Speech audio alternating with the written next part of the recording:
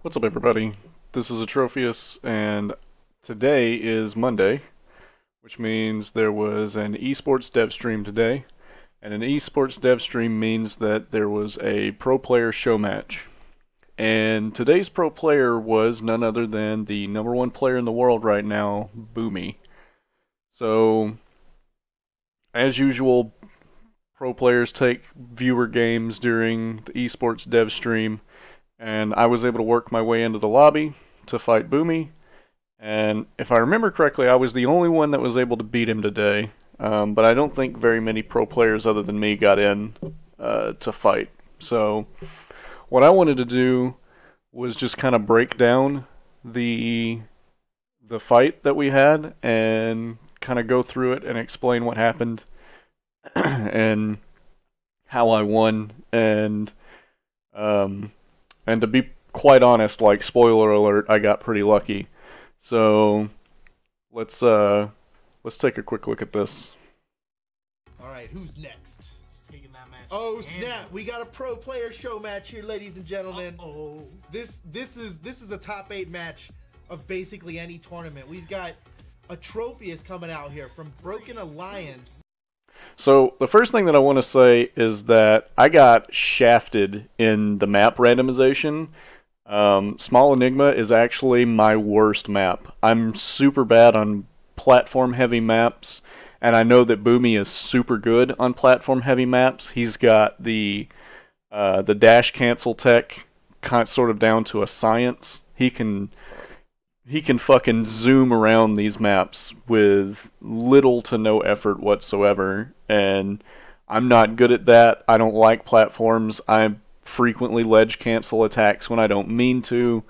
So I already went into this, like, the very beginning of this fight with the expectation that I was going to lose because, number one, it was Boomie, and number two, this is my worst map that I ever play on.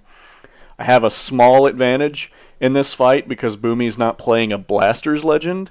If he had been playing Diana, if he had been playing Lucian, or any of his normal, like, gun-toting mainstays, this fight probably would have gone very differently. But let's keep going. Gonna face off against Boomie. This is a top tier match. This could go either way. I mean, obviously Boomie has won many. So I made the mistake that you just saw right here. I made a couple of times. I know that guitar players like to come back onto stage using a Sair right over the corner. It basically gives them the momentum to crest the corner of the stage while throwing out a hitbox at the same time. So you generally want to try to not be right at the corner. I made this mistake of trying to, like, pressure the corner too close to the corner a couple of times, and I learned from it, and you'll see sort of like later on in the fight how I adapted to it. Tournaments, but this is just one game. There's no best of 5. There's no adjustment period. Yep. This is it. You got one shot here. One and done. And I think Atrophius is totally capable of taking a game off of Boomie. Oh yeah, I mean, if you guess wrong against Atrophius, he can just. Oh, so here's what happened. Photo's gonna explain this as me catching a dodge. What actually happened is I caught his recovery before he touched the wall. He unarmed recovered straight into my ground pound, and at that point, this is a completely free edge guard. I don't think there's honestly not really anybody who could have recovered from that. So the fact that I caught him with so little options, I hit his recovery before he could touch the wall. At that point, he had, like, his dodge and one jump, and that's it. This is it. So he just did it. He just did it. He took a stock already. 30 seconds in, he caught Boomie's dodge. That's what Atrophius does. Yeah, and he is the dodge read master because he has main sight. He started playing right when Scythe came out, and he never stopped playing Scythe. So you got to imagine, and gauntlets as well, right? So my sword's actually looking pretty shaky versus his hammer. Recently, swapping out the gauntlets for the sword. So if he catches your dodge, you're in trouble, right? And he already did it here to the best player of the game. Look at that ledge. You see that ledge dash? Man, I get so excited over it. It's small, but he's got movement options. This map has a sort of like low ceiling, so I don't think that Nair would have killed on many other maps besides this one and, like, maybe Brawlhalla. Alright, Boomie, equalize the stocks here. Looking to equalize the damage already, despite how early that first stock was taken. Boomie already back in the mix here. But we know Atrophius is capable. So, oh snap! Nice gravity cancel and punishing with the guitar downline, keeping this going. Look at his movement here. The change up using those platforms, trying to find the hole. Boomie's so good at moving on the platforms that I knew I pretty much had to go up there with him and try to challenge. So what happened right here? I'm gonna back this up so that we can see it again. He's always thinking about, hey, they've got this weapon. So Boomie was trying to dash forward and then dash backwards to sort of like fall off the platform, at which point he probably would have used an attack like a Sair or something, because he would have the momentum of dashing off the platform. Because when you go to the edge and you like go off the edge, there's like a couple of frames where like right as you're passing the edge of the platform, you can dash in the opposite direction. And what you end up doing is you fall through the platform and then can use an aerial while you're falling through the platform. I'm pretty sure that's what Boomie was going for, but instead he mistimed it and he ended up dodging backwards directly into this N-Sig. What are my approach options right now? That was a great neutral sig from Atrophius. You see Boomie using the Qatar side air there as his first move out of hitstun on his way back to the stage. Yep, that little bit of extra movement. He is all about that. He is playing the game at a maximum level, man. Gotta optimize everything. He is optimized. All right, Atrophius looking for the finisher. That side lane. Oh, with the weapon. So that was another example of Boomie just kind of like making a mistake. I'm not really sure why he nared. Foda's going to say that he Saired here, but what actually happened is I think he probably misinputted a nair out of hitstun, and because he nared, the weapon throw was just, it was a free kill.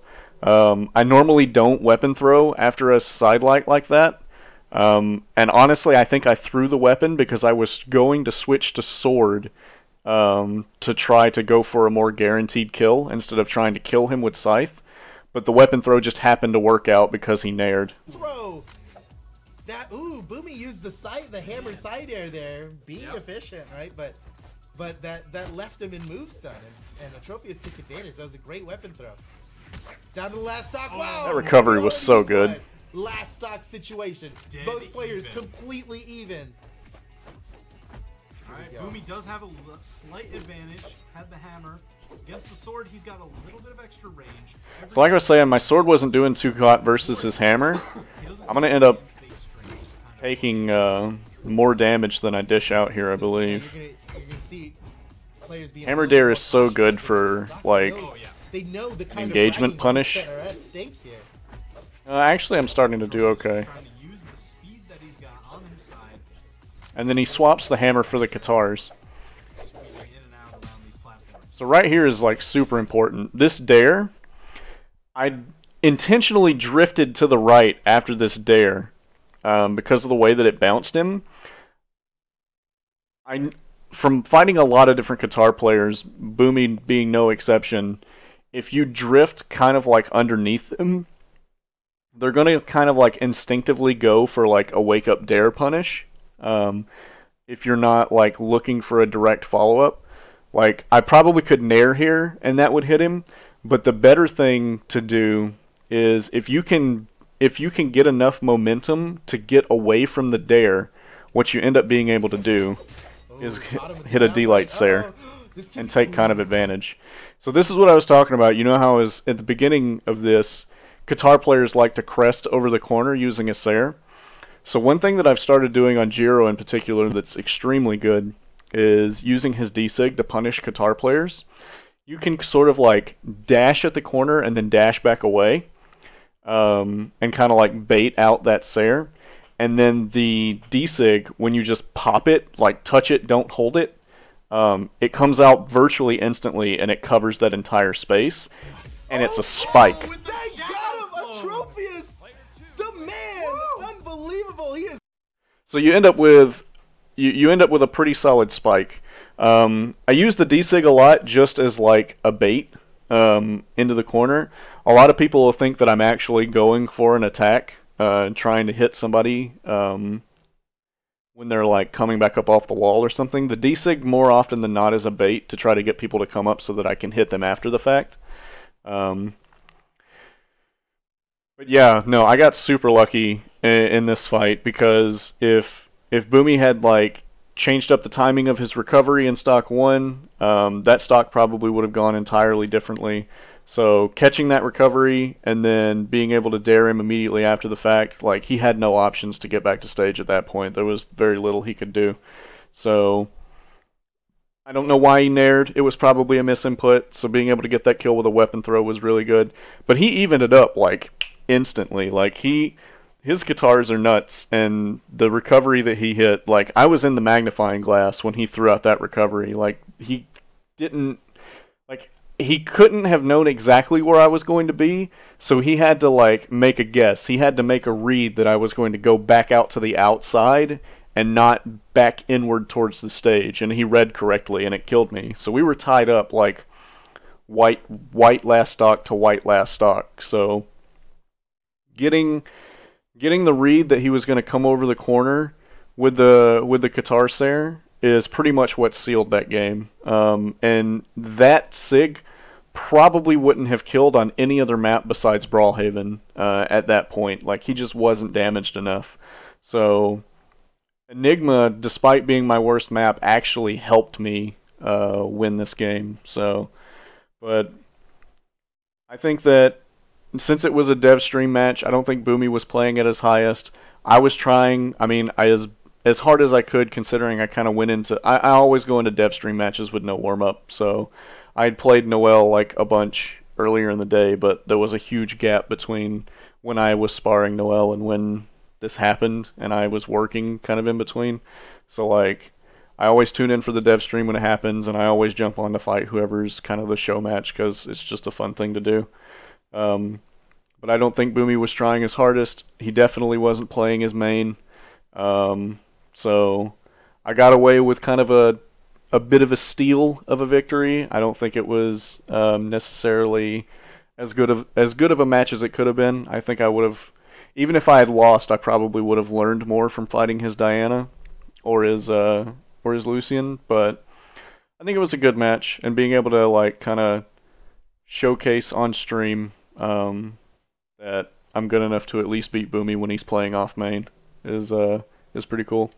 So I don't know why I decided to do this video at the last second here. So I might do more kind of breakdown matches like these. I know that I want to go back and review some games from previous tournaments and stuff, and we've got 2v2 tournaments coming up in the Autumn Championship, so I might do like some content around like match reviews and things like that, because I know that I need to go back and watch replays more, and I think I might be more encouraged to do that if I can also turn it into content at the same time. So if you like this, if you learned anything from it, if you have any questions about the game that I didn't maybe cover, you can ask in the comments or something, and I'll keep an eye on those.